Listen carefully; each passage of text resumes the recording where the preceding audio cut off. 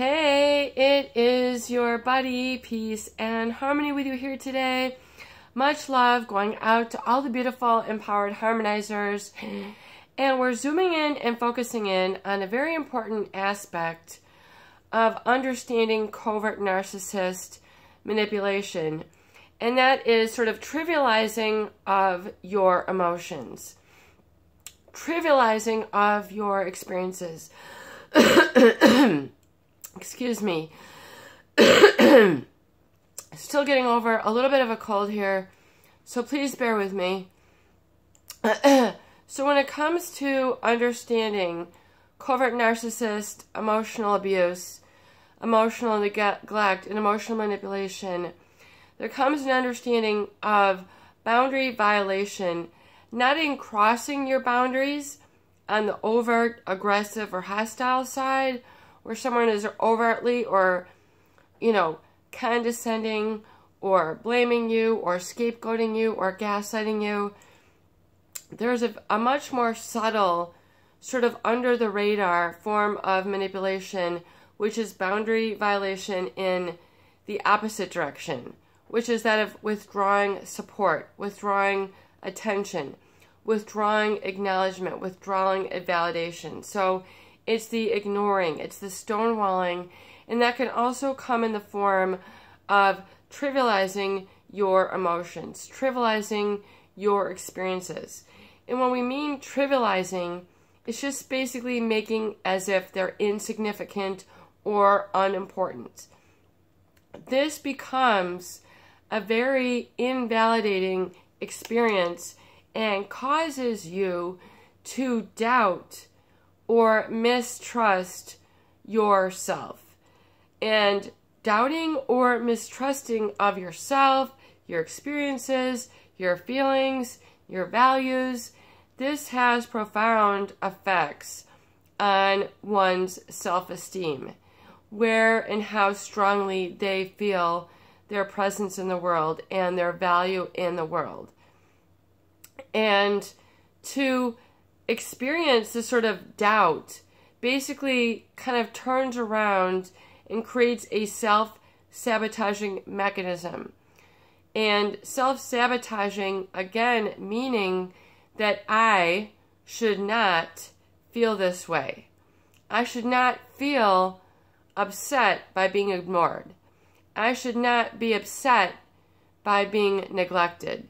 I should not be upset by being physically abused. I should not be upset by someone acting with intolerance toward me. I should not be upset with someone devaluing me.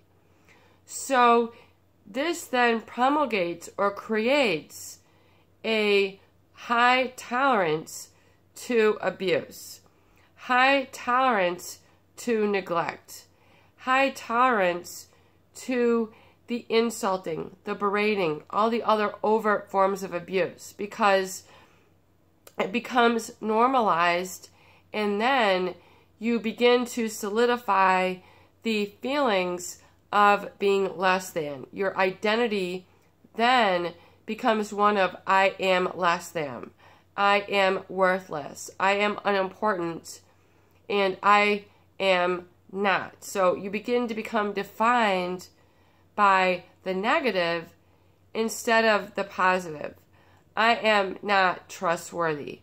I am not confident. I am not solid. I am not strong. I am not lovable. I am not worthy. I am not intelligent. My opinions don't matter. My opinions are unfounded. My opinions are ungrounded. So this whole then becomes, you become lack of centered, lack of grounded, lack of living in your own body, and then a lack consciousness.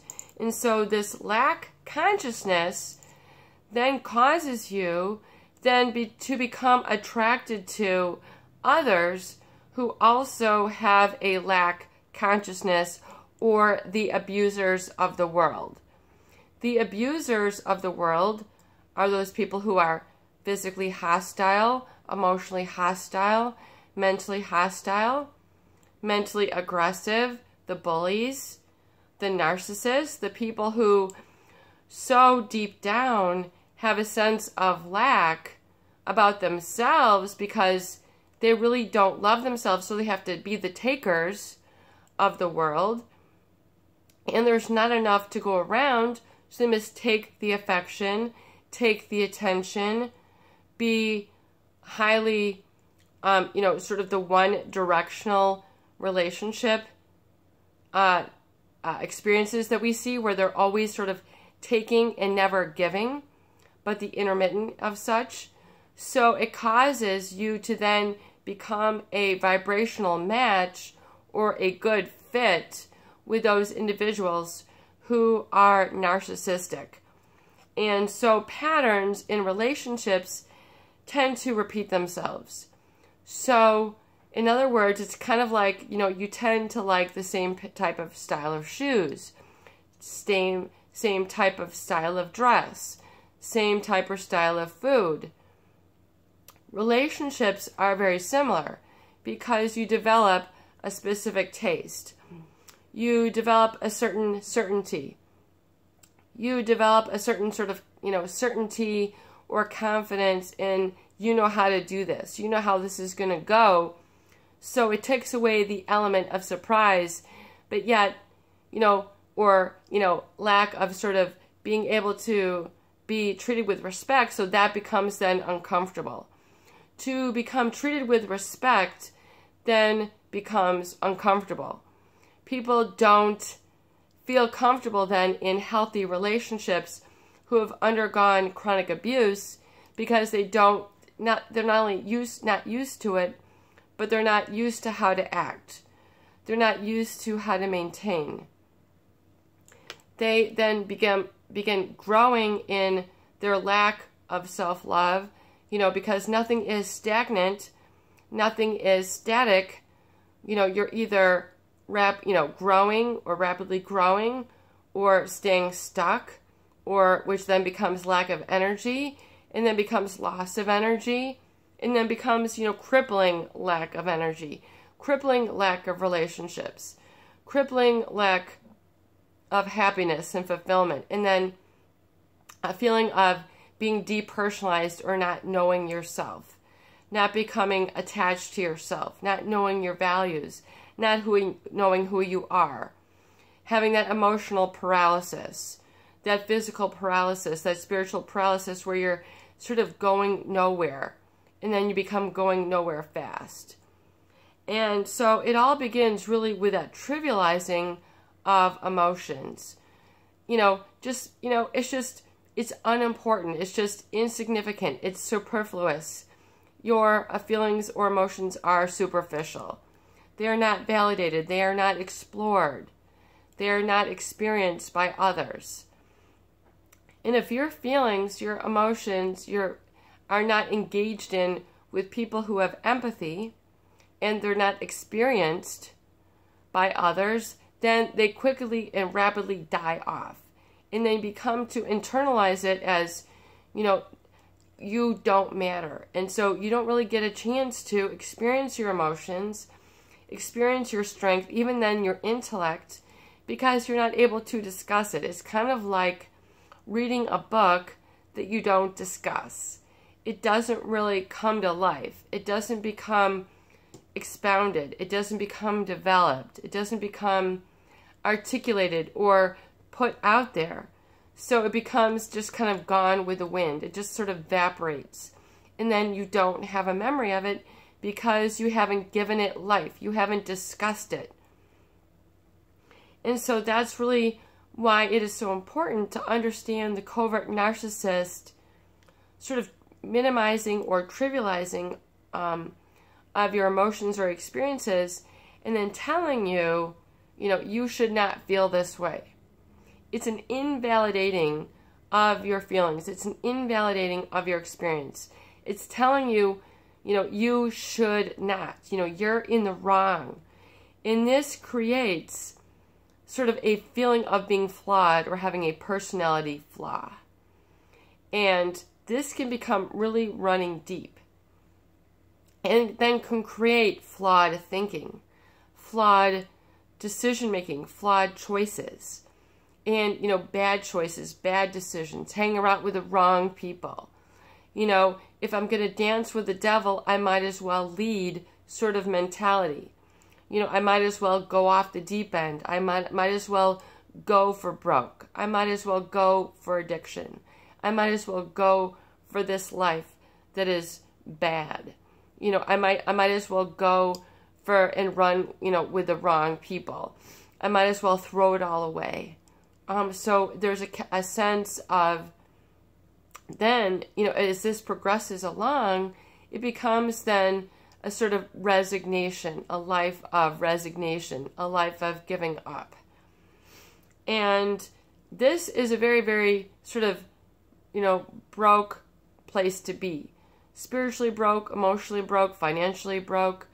You become worthless to yourself. And this is when then life becomes meaningless.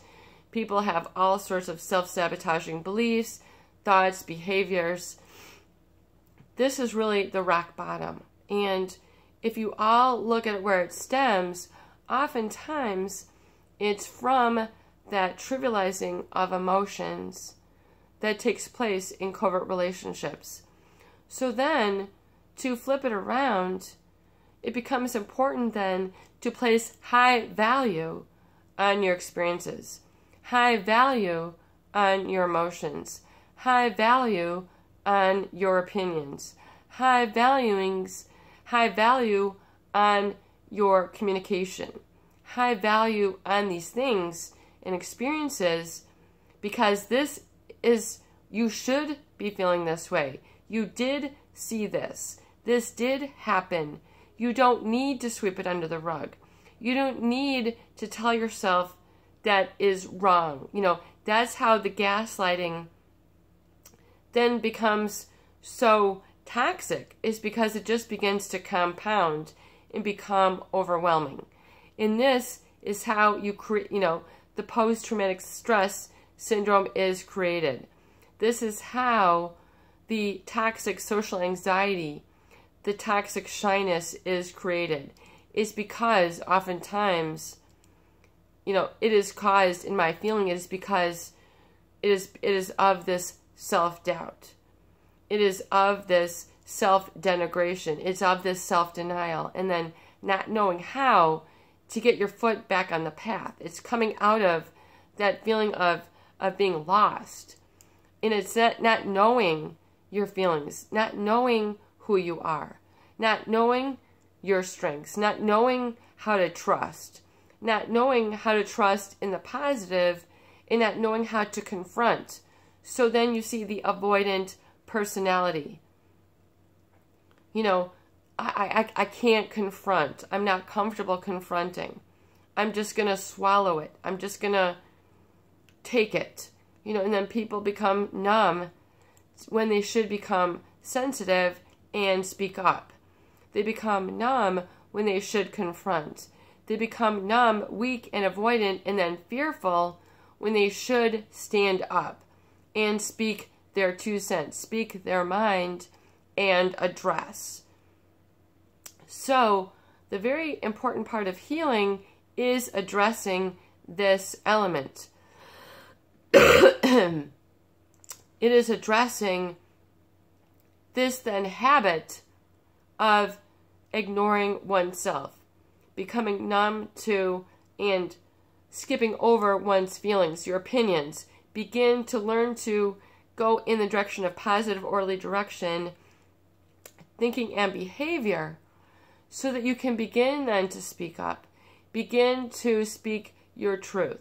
Begin to speak your feelings into existence. Begin to speak your truth and let it be known. Let it be shared.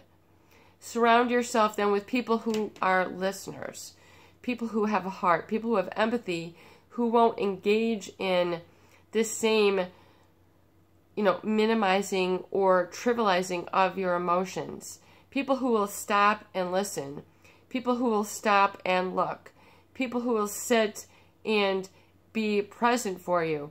This can be a very, very healing activity, and one which you should seek out. Hence, the recovery date. This is the behavior that you should be engaging in on the recovery date. And you should make a conscious effort to engage in this for at least 2 hours at a time every week, and you should schedule it in so that this becomes a conscious and then introduction of yourself to this being present for yourself, be giving yourself a chance to hear your opinions, hear your inner voice, hear your feelings, hear that sort of, I might try this, I might be interested, this might be the real me, and then follow up on it, and then act on it, and then experience it. And then you'll begin to be there for yourself. You'll begin to feel the sense of self-trust. You'll begin to see the sense of self-validation and self-love. It is not a wrong thing to trust yourself. It is not a wrong thing to love yourself. It's not a wrong thing to take care of yourself, which is oftentimes contradictory to the trivializing of your emotions, your feelings, and your behaviors, which has sort of run, it runs contradictory or in conflict with that trivializing experience. So it's very important, I think, to look at this in your experiences and look at how it's proliferated and taken hold of your experience and caused a lot of the repeated self-sabotaging or sort of self-annihilating behaviors, thoughts, or emotions, and then to flip those around so you can begin to experience the self-trust, the self-love, the taking time for yourself, and then seeing the strength and security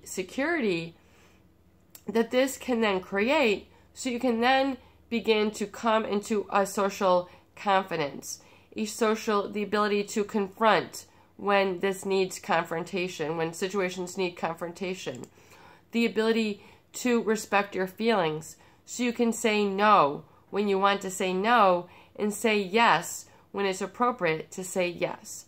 This is your buddy, Peace and Harmony, with you here today. I hope these videos do help. Please share, please subscribe, and please donate for more great tools, videos, discussion, and support. And absolutely, a huge shout out goes to those who have recently donated to the channel. Thank you so much for your contributions. It means so much to me to know that the content that we are providing is hitting home and it's making a positive difference and influence.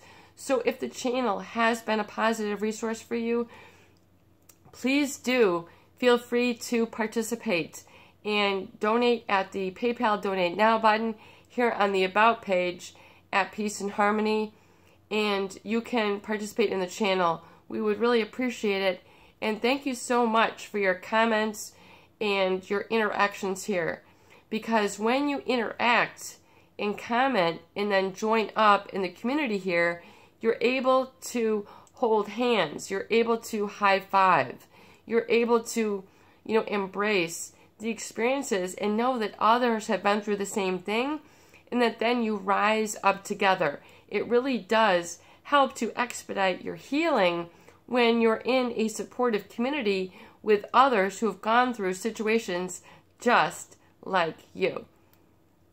Peace out. Love you.